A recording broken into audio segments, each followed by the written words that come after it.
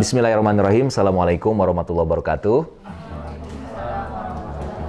Alhamdulillah, Allahumma sholli ala Muhammad wa ala alihi wa sahbihi ajmain. Apa kabar semuanya? Alhamdulillah, luar biasa. Ya, alhamdulillah pada kesempatan kali ini saya kedatangan tamu yang istimewa ya, yang jauh-jauh dari Jogja, nggak tahu dari Solo, saya lupa lagi karena ada banyak rumahnya. Kantornya juga banyak, jadi saya nggak tahu yang di sebelah mana. Pokoknya beliau hadir, katanya kemarin ke Bekasi karena harus nganterin anak ketiga beliau untuk pesantren. Kira-kira anak ketiga beliau yang pesantrennya kelas berapa kira-kira? SD, SMP, atau SMA? SD. Ya, SD kelas 1. Ya, kelas 1 ya Pak ya? Terus ya? Jadi udah di pesantren kan ya. Nanti kita akan nanya juga, kenapa? Karena katanya kalau di Barat itu, atau bukan mungkin ya, di beberapa yang lain harus mulai dari SMP dan yang lain. Tapi ternyata saya tadi udah dapat bocoran, ya memang biasa. Beliau itu anaknya dititipin di mana sebulan, di mana 6 bulan. Jadi udah biasa dengan hal yang seperti itu dari sebelum SMP. Jadi nanti kita banyak nanya deh, karena banyak banget. Nah ini ada satu buku, ada banyak buku yang lainnya sebenarnya, tapi saya kasihin.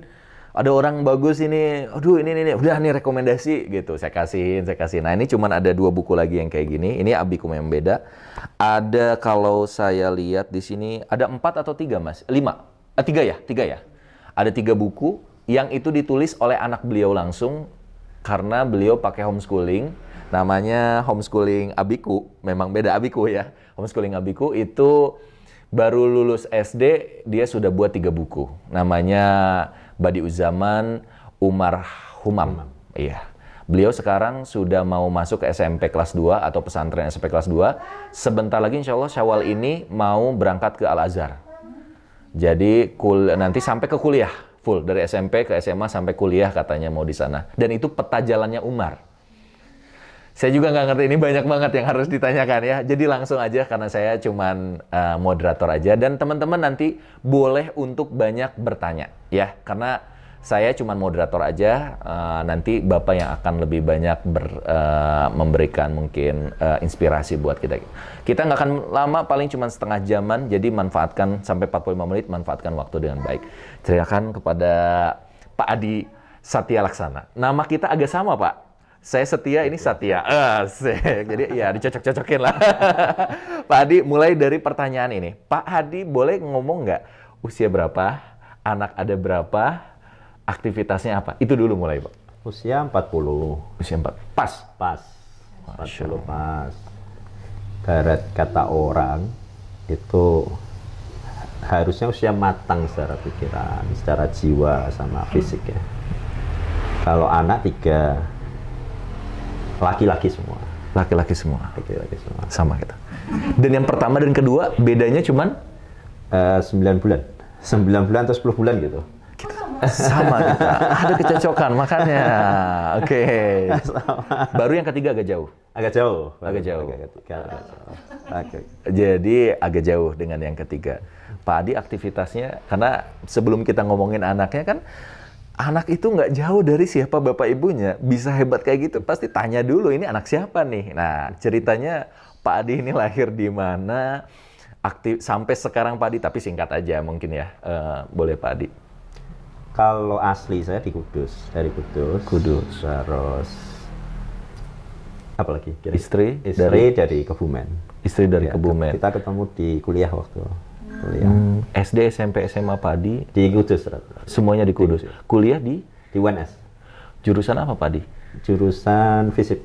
Sampai udah selesai? Ya. Nggak lanjut S2 apa enggak? Oh enggak, saya enggak lulus. Ini menarik kan ya. Jadi saya belum ngomongin orang anak nih, ini ngomongin dulu. Kok nggak lulus Pak? Saya dulu harusnya Undip. Terus telat registrasi. Telat registrasi? Pindah ke UMS. UMS ya, Muhammadiyah. Ambil arsitek. Terus kuliah lagi di UNS. Setelah itu masuk ke Aba Fitnatel itu, Aba lah pokoknya. Kursus saja kalau itu kursus. Nggak lulus semuanya ternyata. Nggak lulus semuanya? Nggak lulus semuanya. Karena apa Pak? Sibuk bisnis? Atau? Organisasi. Oke. Organisasi. Iya. Saya sibuk organisasi. Sampai pada titik tertentu saya memutuskan untuk berhenti di organisasi itu dan berbisnis. Siap. Meskipun waktu di organisasi saya sudah berbisnis, tapi nggak serius. Siap, siap. Karena memang sejak kecil saya dididik ibu itu aslinya berbisnis. Berbisnis. Ya, misalnya untuk nyari uang saku sendiri ya memang harus jual dulu baru dapat uang. Kira-kira begitu.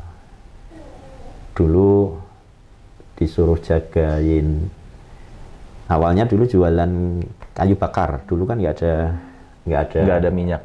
Dulu sebelum karena dulu masih kayu bakar sama spiritus. Ya. Ya. Nah, setelah itu kemudian jualan minyak. Nah, itu kata pertama yang sekarang saya ngerti apa itu efisiensi dan efektivitas itu ketika saya jualan minyak itu. Dulu namanya kalau dari keluarga ngasih tahu, setiap kali saya nuang ke Drijen, Iya. itu kan dulu Ya. banyak jatuh. Betul. Saya dimarahin. Oh, oke. Yang kedua, saya itu kalau habis nuangin itu lupa nutup, itu saya dimarahin.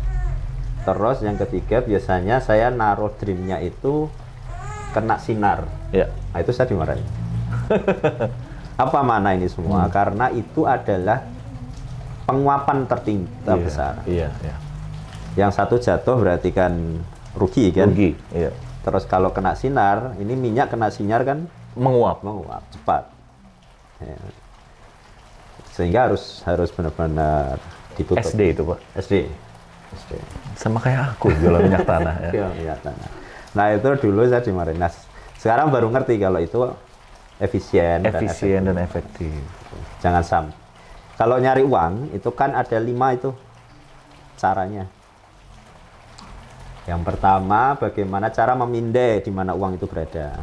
Memindai. Kalau Anda nyari teman yang kira-kira teman ini personalnya itu adalah muslim, taat. Terus kalau Anda cari, kira-kira Anda nyari di mall atau nyari di masjid? Masjid. Nah, berarti kalau uang ini, kalau Anda mau nyari, rata-rata dia berada di orang kaya atau orang miskin? Orang kaya. Nah, berarti gaul sama orang kaya.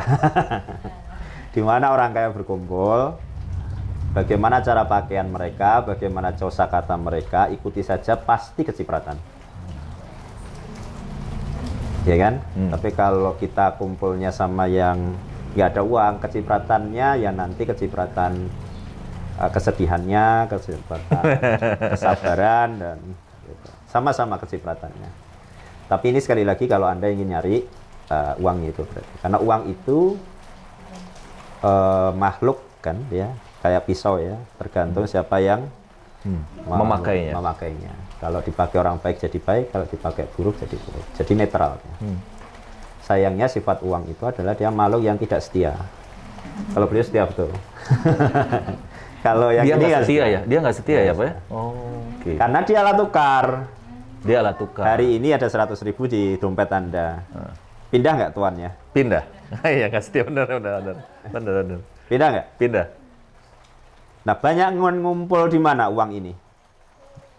Di orang-orang yang nggak megang uang atau dibanyakan orang yang megang uang? Megang uang. Iya kan. Artinya karena dia alat tukar, dia makhluk yang tidak setia, dia akan banyak kesetiaannya, putarannya. Dia muter-muter di tuan-tuan yang baru, rata-ratanya ya memang yang megang uang.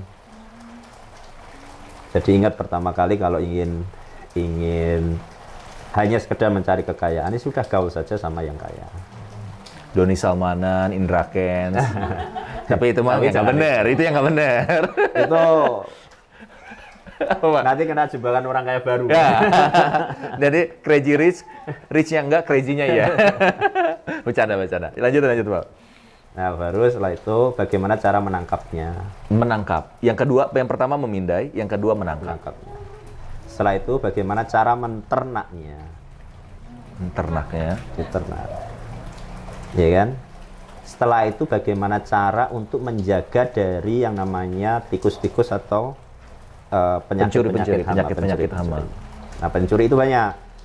Kalau dalam sektor uang ya. Pertama sekali itu namanya government. Nah, Pemerintah. tax. Pajak. Misalnya Anda yang kecil aja ya, Anda buka toko. Awalnya itu jalan untuk dua arah. Ya, Begitu pemerintah putuskan itu satu arah, berkurang nggak kira-kira? berkurang. Iya, kebijakan. Berarti harus Anda tahu persis kalau jadi pengusaha, apa-apa yang dibicarakan pemerintah. Tidak boleh kita tidak membaca apa-apa yang dibicarakan pemerintah. Termasuk misalnya bab pajak. Ya. Anda semakin besar, AB dengan ini tetap saja akan semakin takut. Iya, betul.